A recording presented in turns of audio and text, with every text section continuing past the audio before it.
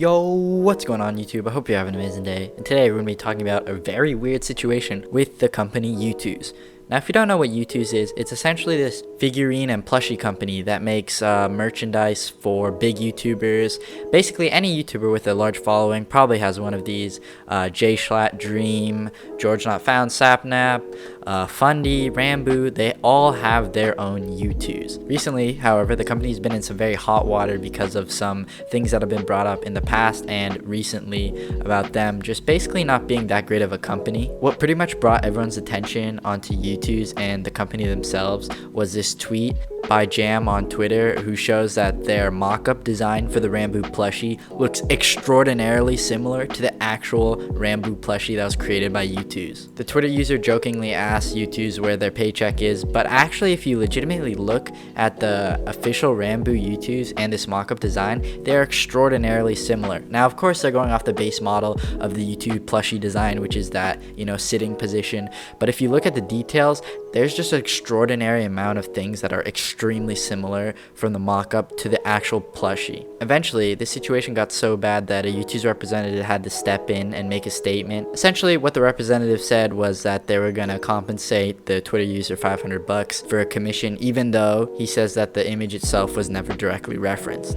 In my opinion, I find it really hard to believe that no one on the Youtooz team had ever seen this tweet before, because there are just so many similarities between the fan design and the actual one that was used. They even have the exact same tail design, so I think it's pretty reasonable to think that, this design was actually used as a reference, at least somewhat, in the final design process. So after the Twitter user got their $500, they asked what they should do with it, and a lot of people reached out saying that, you potentially have a lawsuit here, you can get, a percentage of the sales because they used your design, stuff like that. And of course, the Youtooz representative reached out really quickly after that and attempted to shut it down. He basically says it's all original and then shows this sketch of how they made the design, which really doesn't mean anything. It's just a speed drawing, like anyone could do that. It literally proves nothing within the context of this situation, so I think it was kind of stupid. Now, the original design that Youtooz used to base the Ranboo plushie off of was the J Schlatt plushie, but apparently that plushie was also stolen, as seen in this tweet here. Once again, designs are very similar, and this is before any of the plushie designs had really been released, so is it that hard to assume that someone at Youtooz had also seen this? Regardless, what we've seen from these few tweets alone is that Youtooz has been a little sketchy with stealing stuff from their customers and overall not treating them that well by, stealing their artwork and stuff like that. But what if I told you it got worse? Like a lot worse. Like literally threatening to sue a 14-year-old.